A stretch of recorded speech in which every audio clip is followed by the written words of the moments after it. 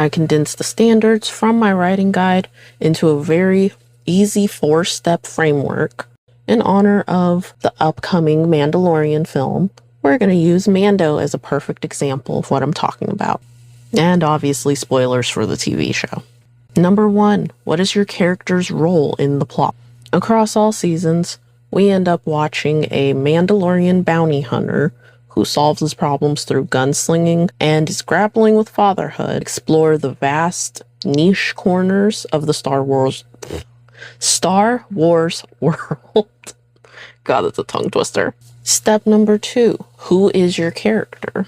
For this, you need to go beyond the basic surface level shit.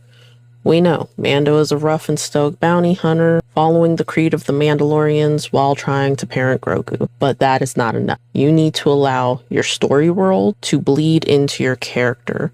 Thus, you can develop your character's want, need, misbelief, and fear.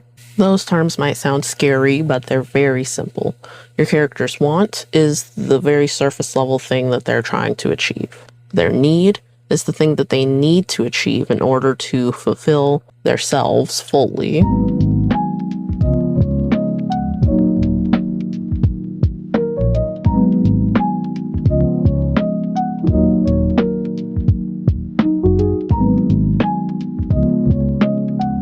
Now, applying that to Mando, his want is to follow the creed of the Mandalorians and continue as a bounty hunter wherever that takes him. His need is to balance the weight of the Mandalorian creed with bounty hunting and the responsibility of raising Grogu. His misbelief is that he must denounce the way of the Mandalorians to fully care for Grogu, and his fear is becoming an apostate and living in exile from other Mandalorians.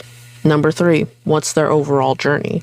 You can likely estimate at this point, but you're usually not going to know all the way because there's a lot of other things that you have to build up in your story first.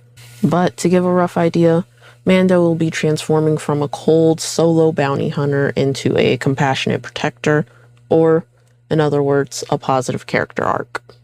And this is the most crucial step. How does this person act? Your stats on paper are meaningless if your character does not react naturally within them. The audience would never know that Mando's creed was so important to him, thus being able to be a fear for this character, if we never see him put it above things like eating and emergency help. How good of a character arc is this if we never see him struggle with giving Grogu to Luke to be trained, or decide to fight an arm of the Empire in order to retrieve Grogu, and then launch an all-out assault at the end of the season? Your characters must act in alignment to their personality. Otherwise, all of these qualities that you worked so hard to create and establish will never shine. Now, I want to address the elephant in the room. I know that Mando does have a backstory, but it is not relevant until it actually is relevant. Let me explain that. Many beginner writers want to be backstory first. They want the tragic backstory to be the lead of the character, but that creates a very one-dimensional storytelling. Mando's backstory only becomes relevant when we need to know why he adopted the Mandalorian creed while not being of Mandalorian descent.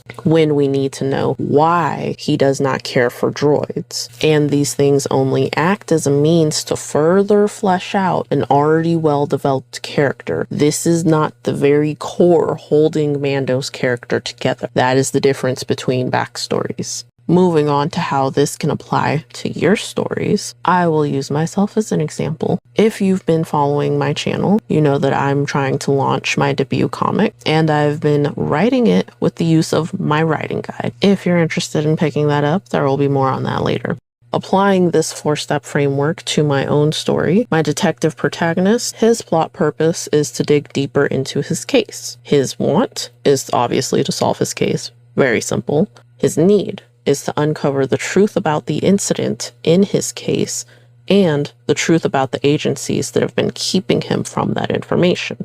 His misbelief is that only his suspects have ulterior motives and are manipulators, not his superiors. His fear is that going against what he knows, questioning evidence, and pursuing leads from suspects contrary to that evidence will corrupt his judgment and jeopardize his cases. Across this entire story, he's going to go from an emotionally closed off and closed-minded agent to one that utilizes compassion and emotional intelligence alongside his logic to no longer go exactly by the book, but beyond in pursuit of the truth. And without giving too many details away, he is essentially throughout this entire story going to be going from a cold approach during his interrogations to more understanding and empathetic. If his suspect was like a safe, so to say, he'll be able to put in the right combination to unlock the information that he needs from her, because she's going to be struggling with, you know, some severe PTSD,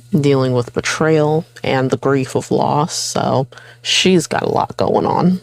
Now, if you need any kind of help with your future stories, or if you need help staying organized, you can check out The Artist's Guide to Writing and my gamified Notion template. I also have a few freebies, all linked down below. Thanks again for watching. Hope this helped. Bye.